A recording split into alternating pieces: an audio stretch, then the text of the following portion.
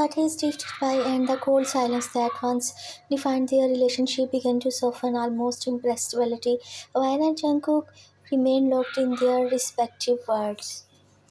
Each guarded and continuous, yet something had shifted. It was in the small silent gestures, the fleeting glances, and the barely their smiles.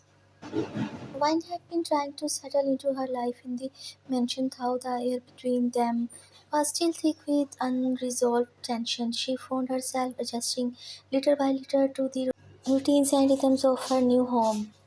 She no longer expected warmth or affection from Jungkook, and he in turn seemed continue to keep their lives separate. However, certain moments could not be ignored, especially when one found herself sick one day.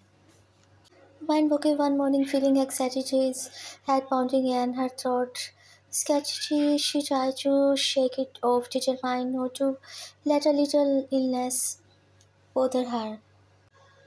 As the day wore on, the simplest wants, she was barely able to get out of bed, and by evening her fever had peaked. That evening she heard a soft knock on her bedroom door, which was unusual, as Jungkook rarely come by unless absolutely necessary. Come in, she managed to say, her voice hoarse. A maid stepped in, carrying a tray with a bowl of hot soup and some medicines. Mr. Shen instructed me to bring this to you, ma'am, she said kindly, placing the tray on Vian's beside table.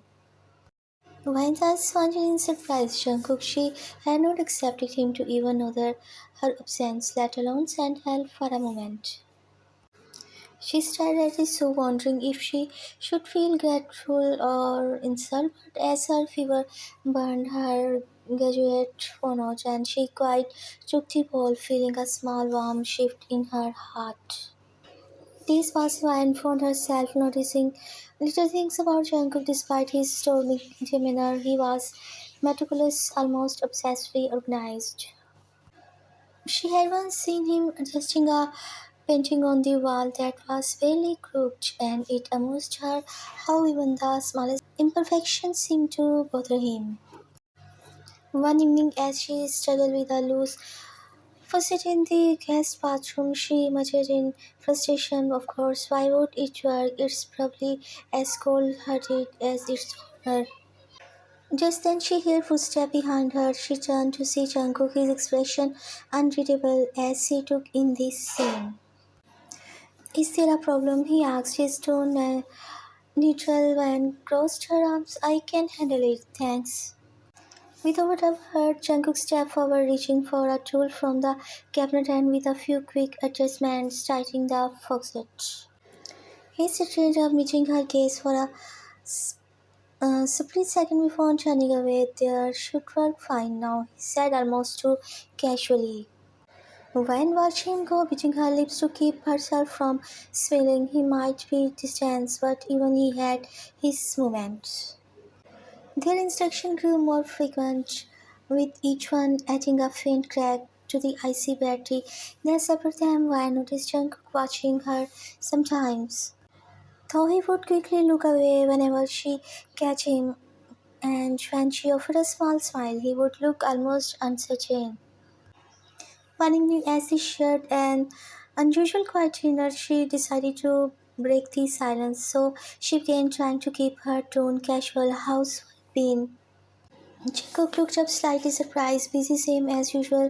She nodded, taking a bite of her food. You should take breaks. Sometimes you work too hard." He raised an eyebrow. Why do you care?" Wang shrugged. "I don't really, just pointing it out. You look tight." For a moment he gazed softened, as if he wanted to say something more, but he quickly looked away, and the conversation died on, leaving her to wonder if she had imagined that flickers of vulnerability. One late night when found herself unable to sleep, she wandered down the hallway, noticing the dim light streaming from under the door of Jungkook's office. Curious, she approached him, hesitating outside as she heard the muffled sound of his voice. Inside, Jungkook was on the phone, his tone clipped and agitated. "No, that won't work. We need the deal to go through by next week, or everything we have worked for will fall apart. The tension in his voice was evident and Vine's heart tightened with a mix of sympathy and curiosity. She knew his business was his life, his pride, and right now he was clearly struggling. After what felt like an eternity, Jungkook finally ended the call with a sign. He leaned back in his chair, rubbing his temples, exciting itching across his face. Without thinking, Pai retreated to the kitchen and prepared a small tray with tea and some snacks. Blessing it carefully as she returned to his office, hesitating outside the door before giving it a soft knock. "Come in," Jungkook called, his voice heavy. Pai pushed open the door, holding the tray. "I thought you could use a break," she said, sitting it down on the corner of his desk. Jungkook stared at her, his surprise evidence. "You did not have to do this." "I know," Van replied, her voice soft, "but sometimes even you need to take care of yourself."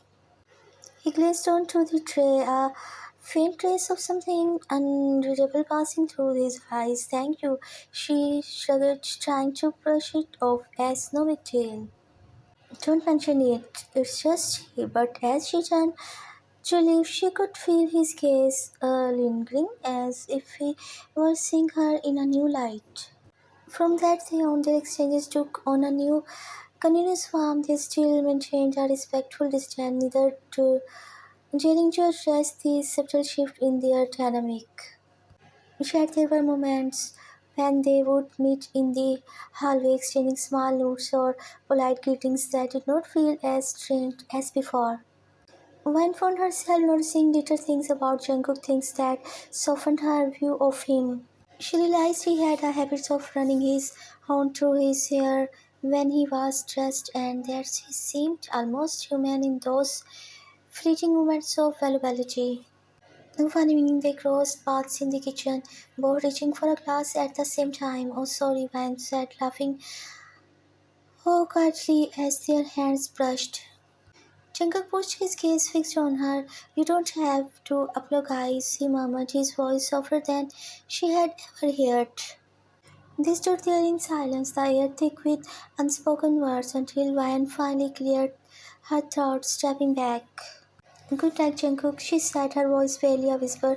"Good night, Ryan." One weekend, Ryan decided to try her hand at baking something she loved but had not since she had moved into the mansion. She gathered the ingredients and was in the middle of mixing when she felt someone watching her. Turning around, she found Jungkook standing in the doorway, his arm crossed, as amused wink on his lips. "What are you doing?" he asked, eyebrow raised. "Baking," she replied, smiling as she held up the bowl of batter. "Want to help?" Jungkook snorted. "I don't bake." "Oh, come on, it's not that hard. Why is it?" "Oh, are you afraid? You will mess it up." He gave her a challenging look, rolling up his sleeves. "Fine, but if it turns out troubling, you are to blame." They spent the next hour in the kitchen laughing and breaking over the simplest tasks. Wine was surprised to how natural it felt, how easily they fell into a rhythm that did not feel forced or awkward. And for a brief moment, as they stood side by side, covered in flour and laughing like old friends, Wine allowed herself to believe that maybe, just maybe, things could be different. That night, as they sat down to taste their creation, Jungkook glanced at her with a soft, almost hesitant smile. "Thank you for today," he said quietly. Vian's heart skipped a beat, and she forced herself to keep her voice steady. "You are welcome." They ate in silence, but the air between them was filled with a new warmth, a fragile connection that neither of them dared to acknowledge openly. Yet, as they shared that quiet moment together, it was as if the ice between them had begun to melt, one tiny crack at a time. To be continued.